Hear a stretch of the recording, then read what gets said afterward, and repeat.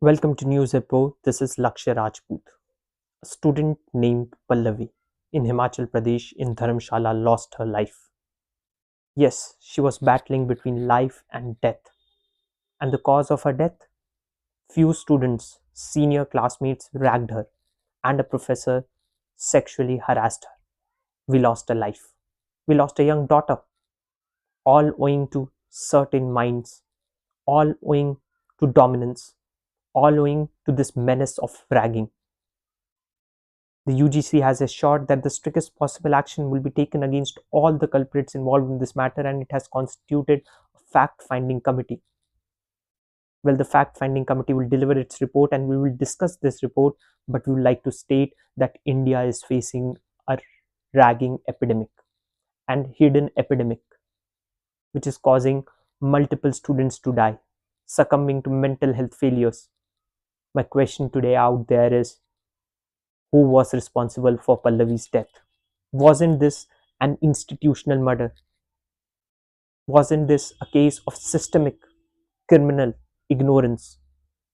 My dear viewers, Pallavi reported that she was allegedly harassed by three of her classmates and sexually harassed by a professor on September 18.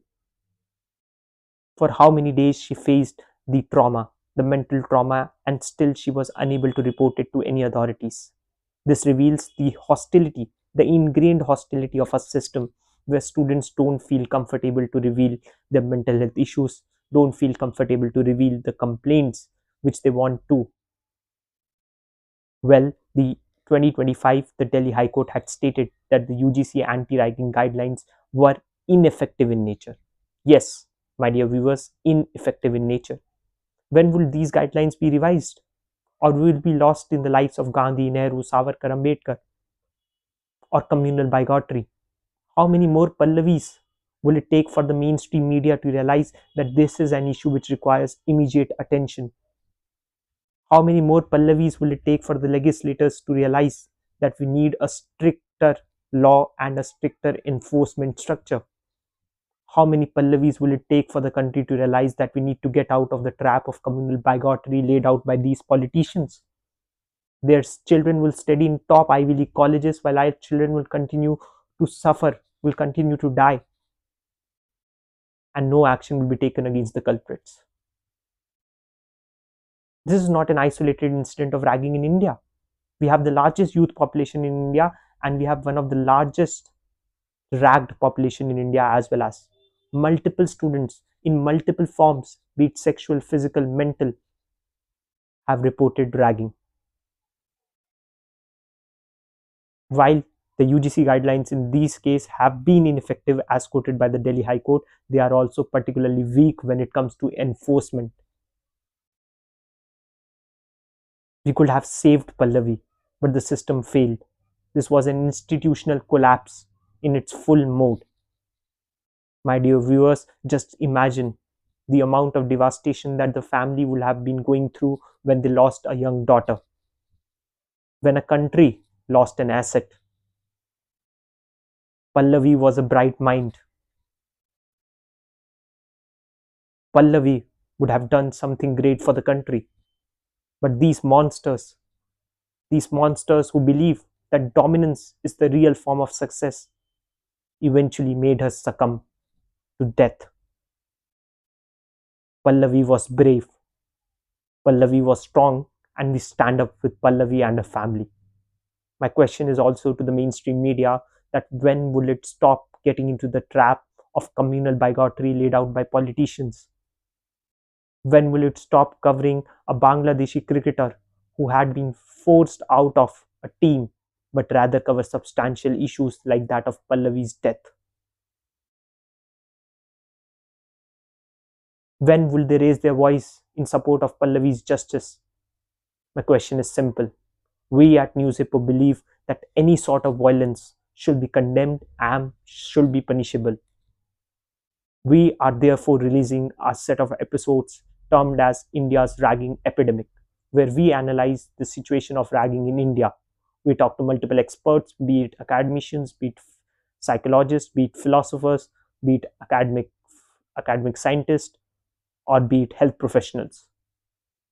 and we unleash what is behind ragging in India.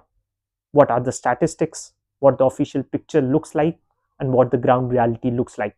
We'll talk to multiple students from the reputed institute across the country and we'll talk about their experiences of ragging across the institutes. Pallavi was not an isolated case.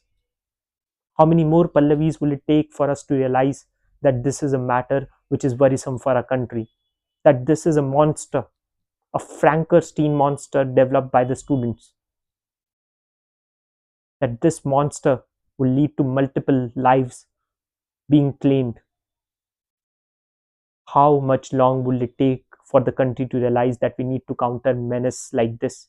We need to counter substantiative issues like this rather than getting into the trap of communal bigotry or that of whataboutery. I know multiple science and multiple idiots out there will come into the comment box and will talk about whataboutery, what about in this state, what about in that state. But my question is, can you please excuse whataboutery for a minute and look about this devastating loss? My question today is much larger. My question is pertinent. My question stands still and singular. My question stands strong, that who was responsible for Pallavi's death? A young daughter lost her life. A young scientist, a young doctor, a young a young philosopher, whatever Pallavi might have become later on in her life, we lost an asset for the country. And we still boast of our largest youth population. Is this the way where we ought to become the Vishwaguru? And if this is the way really, then we should be shameful about our way.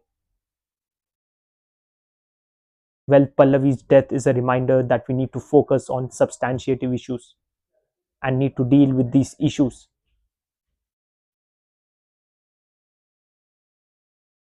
We stand for Pallavi. We stand for justice for Pallavi. Pallavi should be given justice and the culprits should be punished.